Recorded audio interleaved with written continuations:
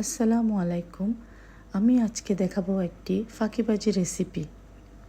কিভাবে বাচ্চাদেরকে আপনারা ইজিলি খুশি করতে পারবেন। প্রথমে দিয়ে দিবেন কিছু পেঁয়াজগুলোকে ভালো মতো ফ্রাই করে নেবেন। এরপর আসল সোনালি মুহূর্ত চিংড়ি। চিংড়ি ঢাললেই তো মনে হয় যেন রান্নায় ম্যাজিক। দেখতে কি সুন্দর লাগছে। আর চিংড়ি খেলে তো সবার মুখে হাসি ফুটে যায়, তাই না?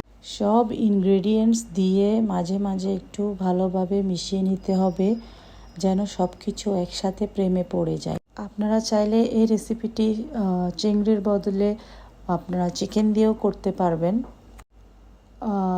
কিছু সবজিও অ্যাড করে দিবেন।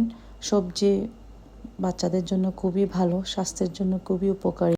এখন সেই ম্যাজিক্যাল ইনগ্রেডিয়েন্টস দেওয়ার পালা। লেফট ওভার রাইস, আমি বেঁচে যাওয়া মান্ডি রাইস দিয়ে করেছি, আপনারা চাইলে সাদা ভাত দিয়েও করতে পারবেন। উপর দিয়ে কিছু স্ক্র্যাম্বল এগও দিয়ে দিবেন।